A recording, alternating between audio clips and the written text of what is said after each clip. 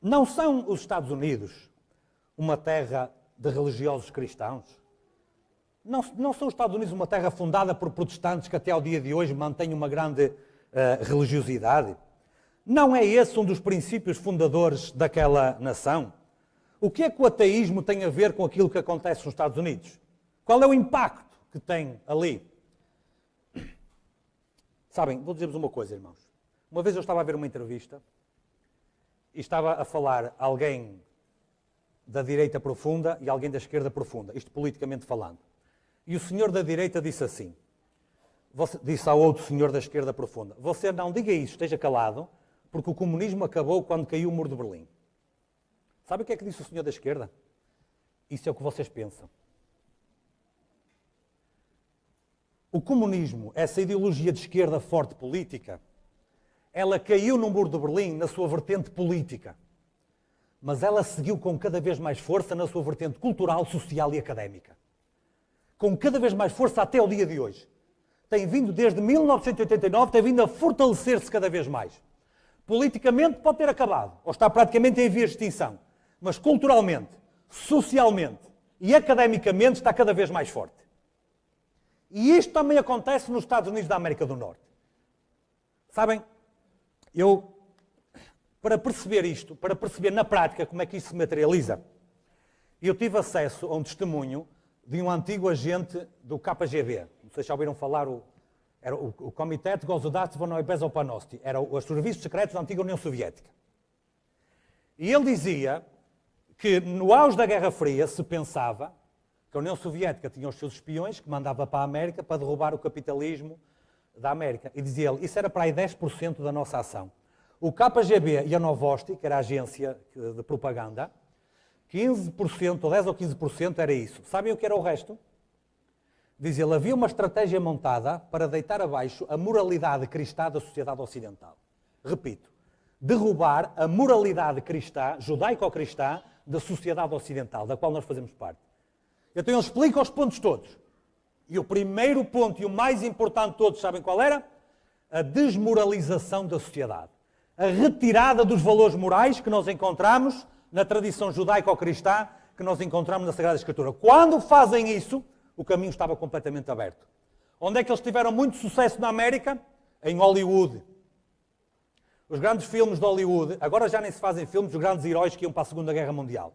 Agora é filmes de homossexuais, é filmes de toda a espécie de imoralidade. Não há um filme em que não haja sexo antes do casamento. Não há um filme em que não haja sexo fora do casamento. Porquê é que isso acontece? Woodstock, a música. Porquê é que surgiu o rock? A academia. Porquê é que na academia são colocados professores que têm esta ideologia e não são colocados professores com ideologia cristã, com princípios cristãs? Subrepticiamente, eles invadiram a América culturalmente, socialmente e academicamente. Agora, será que a Bíblia tem alguma coisa a dizer sobre isto? Claro que tem. A Bíblia tem a dizer sobre isto e sobre o que é que está à frente. Estão prontos? Temos que recorrer ao capítulo 11 do livro de Daniel, onde diz assim: no fim do tempo, vejam só, antes de lerem o resto, tudo olha para mim. O fim do tempo imediatamente nos projeta para que data? 1798 para a frente, justamente aquilo que nós estamos a falar. No fim do tempo, o rei do sul lutará contra ele quem? O rei do norte, e o rei do norte se levantará contra ele com carros e com cavaleiros e com muitos navios, e entrará nas suas terras e as inundará e as passará. Diz esta profecia que alguém que é o rei do sul lutará contra o rei do norte, mas o rei do norte depois, por sua vez, lutará contra o rei do sul. Mais uma vez, temos de tentar perceber o que é o rei do norte e o que é o rei do sul, no contexto disto que nós estamos a ver até agora. Na história profética, e usando apenas o livro de Daniel, e na maioria dos casos, o capítulo 11, nós podemos perceber quem é este rei do norte muito fácil. Querem ver? Eu tenho ali os textos da Bíblia. Olha, o rei do norte profanou o santuário, tirou o sacrifício contínuo, que no capítulo 8 diz que é a ponta pequena que retira o sacrifício contínuo. Estabeleceu a abominação desoladora. Os irmãos estão a ver os versículos todos à frente. Perseguiu o povo de Deus. Falou contra Deus. E será finalmente destruído sem que haja socorro. Quem é que fez isto tudo? Quem é que fez isto tudo? O papado romano fez isto tudo. Ou seja, o rei do norte, de Apocalipse 11, em particular neste contexto do fim dos tempos, porque a profecia do capítulo 11 começa lá atrás nos séculos e desenvolve-se até ao fim do tempo. E quando eu digo fim, mesmo fim, algo que ainda está à nossa frente, e explico já porquê, identifica o rei do norte como sendo o papado romano. Ou seja, o rei do norte é a besta que sobe do mar. O rei do norte de Daniel 11, em particular no final, é a besta que sobe do mar de Apocalipse 13. Agora, diz aqui que algum rei do sul, temos que ver quem é, lutaria contra o papado romano e depois, por sua vez, o papado romano lutaria contra esse rei do sul. Temos que saber quem é o rei do sul. Chegando, pois, o tempo do fim, isto é uma outra versão deste texto, o rei do sul tornará a atacá-lo e o do norte reagirá com a violência e a fúria de um furacão. Quem é o rei do sul, para nós entendermos quem tem esta luta com o papado romano? No fim dos tempos. E eu acredito, no tempo em que nós estamos a viver. Certamente que depois de 1798. Agora acredito que isto é muito importante para os dias de hoje.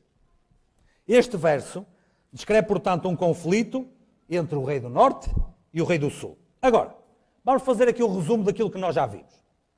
A besta que sobe do mar, de Apocalipse 13, é o papado romano. A besta que sobe da terra é a grande nação americana. A besta que sobe do abismo, que nós também já vimos, é o ateísmo, o secularismo, proveniente da Revolução Francesa. Agora, passando para o livro de Daniel, nós temos que o rei do norte é uma Babilónia. Porquê é que eu disse há bocado papado romano e agora digo Babilónia? Por uma questão muito simples. Porque no fim dos tempos, a profecia não é apresentada apenas e só na caracterização do papado romano em si, mas de uma Babilónia que inclui toda a confusão religiosa liderada por quem? Pelo papado romano.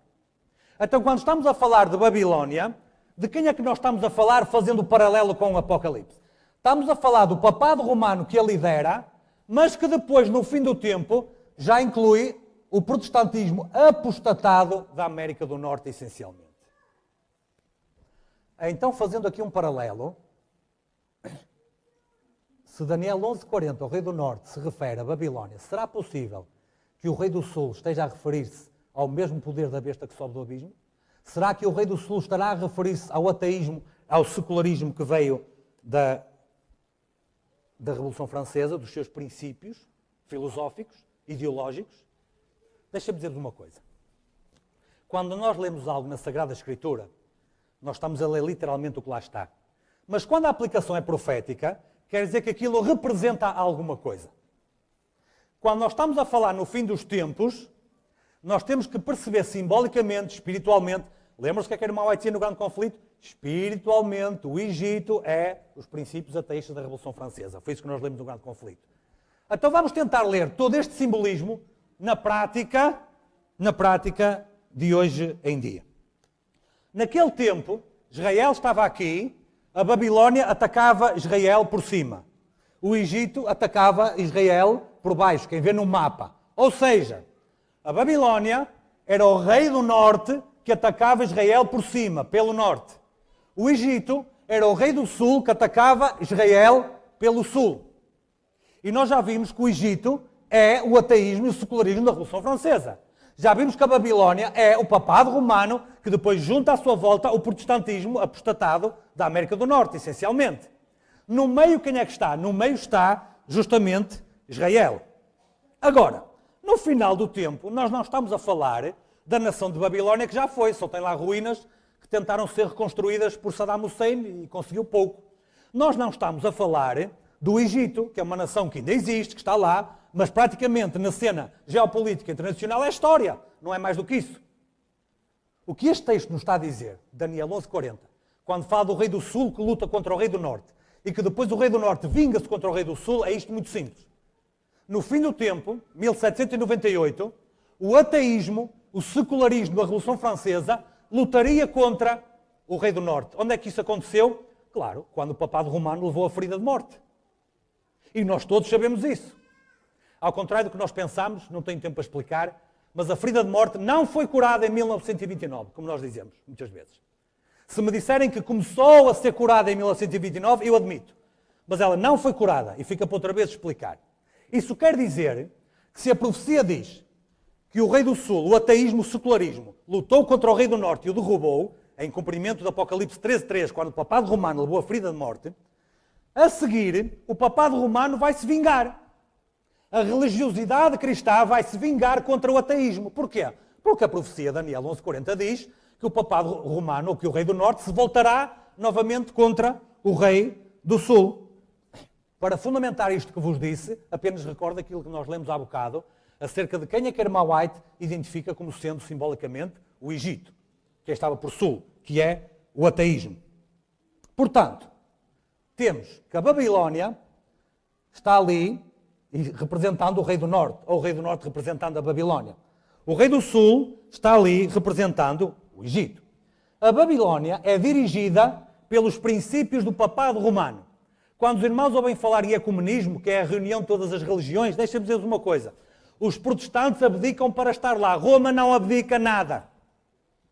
Os protestantes fazem cedências para estar lá. Roma não faz cedência nenhuma. Exige continuamente todos os seus princípios. E o papado romano lidera essa confusão religiosa de âmbito cristão.